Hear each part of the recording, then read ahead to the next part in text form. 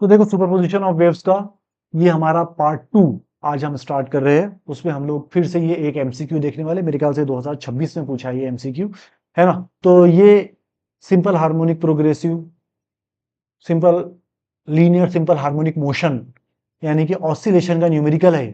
ठीक है, तो इसमें बोला गया है कि दो पार्टिकल सिंपल हार्मोनिक मोशन कर रहे हैं, जिससे पहले पार्टिकल की इक्वेशन है x1 is equal to sine omega t, उसी तरह दूसरे पार्टिकल की इक्वेशन है 2 sine omega t plus pi by 3। और ये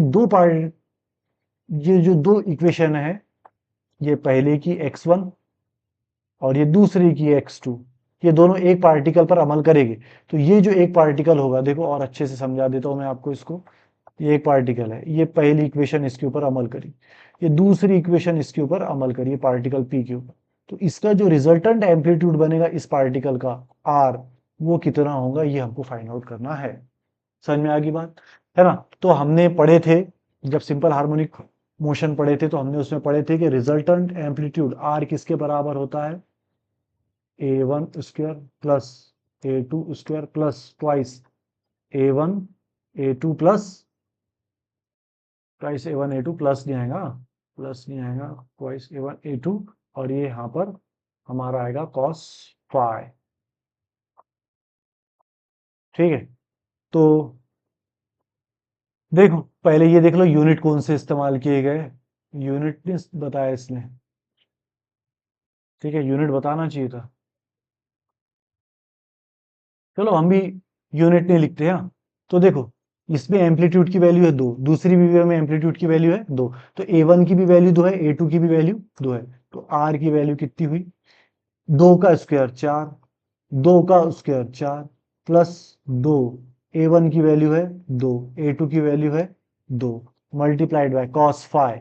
देखो इस वेव में और इस वेव में फेज डिफरेंस जो है वो कितना है, पाई बाय 3। तो यहां पर लिख लेते हैं अपन cos पाई बाय 3।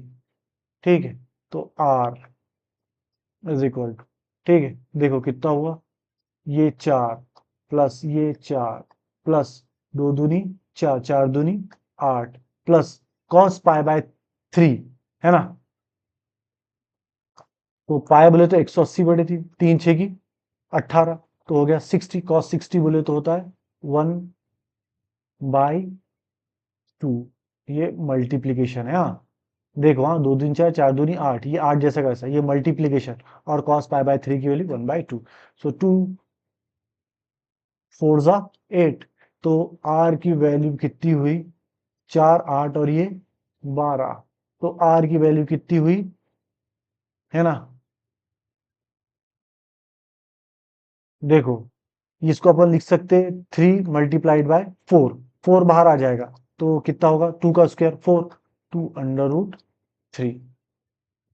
तो इसका एम्पलीट्यूड जो रिजल्टेंट एम्पलीट्यूड होगा वो कितना होगा, 2 अंडर रूट 3। ठीक है, अब आपको मालूम है हमने क्लास में सोनोमीटर पढ़े हैं, तो है ना। अब हम कुछ इस तरह सोनोमीटर की दिखता था मदद से हमारा सोनोमीटर, क्लास में मैंने आपको एक्सपेरिमेंट करके बताया था। इसको हम लोग दो ब्रिजेस बोलते हैं। ब्रिजेस के बीच में हम लोग ये यहाँ पर एक छोटा सा धागा लगाते हैं, है ना। देखो ये छोटा सा कागज का टुकड़ा लगाते हैं, फिर एक ट्यूनिंग फोर्क को वाइब्रेट करके इसके पास रखते हैं। अगर से ये जो दो ब्रिजेस के बीच में ये जो वायर है, इस वायर की फ्रीक्वेंसी और ये जो एक्सटर्नल हम लोगों ने यहाँ पर, है ना, ये ट्यूनिंग फोर्क है, इसकी फ्रीक्वेंसी अगर एक हो जाती है, तो ये धागा या इस वायर और ट्यूनिंग फोर्क, इन दोनों की फ्रीक्वेंसी एक होने पर वहां पर एक बहुत ही इंटरेस्टिंग फिनोमेना बनता है जिसे हम बोलते हैं रेजोनेंस। उस ट्यूनिंग फोर्क की फ्रीक्वेंसी और इस वायर की फ्रीक्वेंसी एक जैसी हो जाने की वजह से ये वायर जोर से वाइब्रेट करना शुरू करता है। जब ये वायर जोर से वाइब्रेट शुरू करेगा, उस वक्त ये इसके ऊपर ये जो कागज का टुकड़ा है जिसको हम लोग राइडर बोलते हैं, क्या बोलते हैं हम इसको, राइडर, ये राइडर भी जोर से वाइब्रेट करेगा और ये राइडर नीचे गिर जाए। कब होगा ऐसा, जब इस वायर के लेंथ की फ्रीक्वेंसी और ट्यूनिंग फोर्क की फ्रीक्वेंसी एक हो जाएगी तब। ठीक है ना। हाँ, ये जो वायर है इसके अंदर का जो टेंशन है उसको हम लोग टी से डिनोट करते हैं, ठीक है। वो जो वाइब्रेट होगा वायर, उसकी नेचुरल फ्रीक्वेंसी को हम एन से डिनोट करते हैं। ये वायर है मान लो 5 मीटर का, 5 मीटर का, तो इसके हर 1 मीटर का मास कितना है, इसको हम लोग यदि मास पर यूनिट लेंथ इसको हम एम से जाहिर करते हैं, ठीक है। और इन सब के बीच में जो हम लोगों ने रिलेशन बनाए थे वो बनाए थे n is equal to 1/2L√T/m,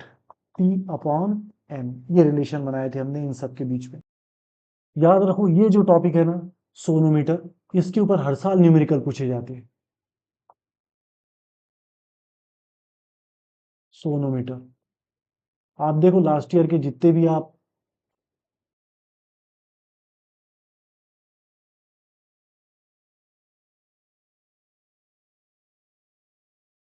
देखो लास्ट ईयर के जितने भी अगर आप क्वेश्चन पेपर देखोगे ना 23-24 में, अगर सुपर पोजिशन ऑफ वेव से न्यूमेरिकल आए होगे तो मोस्टली सोनोमीटर से ही आए होंगे, क्योंकि इसके न्यूमेरिकल आसान होते हैं। इसलिए मोस्टली इस यूनिट से सोनोमीटर इस टॉपिक के ही न्यूमेरिकल पूछता है, इसलिए इसके न्यूमेरिकल को बहुत ध्यान ख्याल से करना है हम। चलो पहला न्यूमेरिकल सॉल्व करते हैं। तो ये रहा हमारा सोनोमीटर का सबसे पहला न्यूमेरिकल। हाँ, ये भी कभी ना कभी पूछा गया होगा। अब वो कब पूछा गया वो मैंने यहाँ लिखा नहीं, लेकिन कभी ना कभी ये न्यूमेरिकल पूछा गया होगा। तो ये लिखा है एक सोनोमीटर की वायर की लेंथ कितनी है, 1 मीटर है, उसका मास कितना है, 2 ग्राम है, वो जिसके साथ रेजोनेंस या यूनिसन में है उस ट्यूनिंग फोर्क की फ्रीक्वेंसी कितनी है, 300 हर्ट्ज है।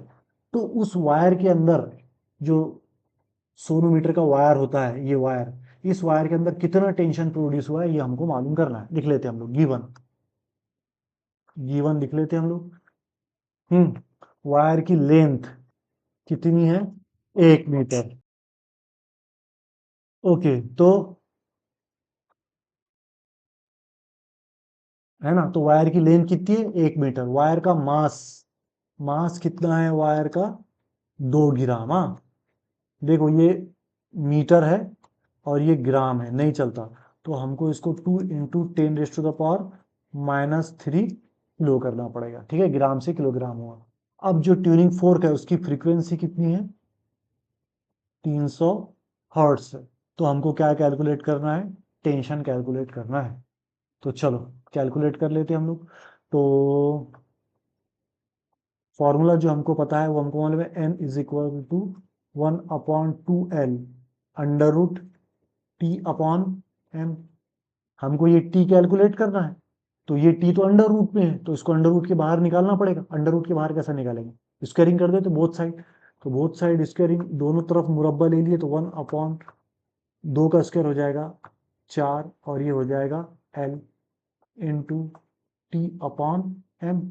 समझ में आया ना, इधर भी स्क्वायर करे अपन ने और इधर भी स्क्वायर करे, तो ये 2 का स्क्वायर हो जाएगा 4, L का स्क्वायर हो जाएगा L स्क्वायर, ये अंडर स्क्वायर से ये टी कैंसल, तो T/m बचे, एक का स्क्वायर तो एक ही होता, ठीक है। हाँ, अब हमको इसमें से t कैलकुलेट करना है, तो t को एक तरफ रखो, बाकी को एक तरफ लेके चल जाओ, तो ये n स्क्वायर, यहाँ पर ये 4 इसके पास चल जाएगा, ये 4, ये L भी इसके पास चला जाएगा, और ये m, और बचा t इधर, तो ये इधर t, ठीक है। अब सिंपली वैल्यूज डालो, तो ये t, ये 4, n की वैल्यू कितनी है, 300 हर्ट्ज ही है, ऐसा यूनिट है, तो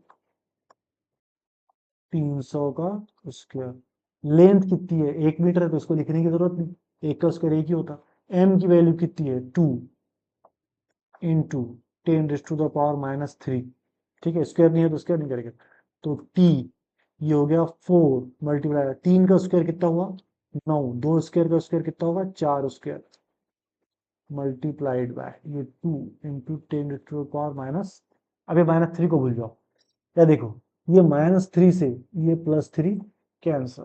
अब देखो क्या, 4 2 ज़ा 8, ये 4, ये 2 ज़ा 8, अब यहाँ बचा 9, 90 है ना, चलो लिख लेते एक स्टेप बढ़ा लेते, 4 2 ज़ा ये 4 और ये 2 ज़ा 8 multiplied by 90 multiplied by 10⁻⁻, S3 है ना, 8 9 जा 72, 8 9 72, और ये C पर इनटू, देखो ये 3 से ये 3 कैंसिल करे थे अपन ने यहाँ, और ये 0 बचा, तो ये 0, ये 0। समझ में आया? ठीक है, मैं फिर से यहाँ से बता देता हूँ। देखो ये T, ये 4, ये 3 स्क्वायर से, ये 3 पॉजिटिव से ये 3 निगेटिव कैंसल। हाँ, अब क्या बचा हमारे पास 4, इधर 90, इधर ये 2, तो ये देखो ये 4 और ये 2 8 और ये 9, तो ये 8 9 जा 72, और ये C पर, तो टेंशन है तो इसका यूनिट क्या है, टेंशन एक फोर्स है तो इसका यूनिट कितना आएगा, न्यूटन। ठीक है, ये हो गया पार्ट 2। अब हम इसका पार्ट 3 देखेंगे, और उसमें भी हम सिर्फ और सिर्फ सोनोमीटर की ही न्यूमेरिकल सॉल्व करेंगे। अफ्तारी का टाइम हो गया।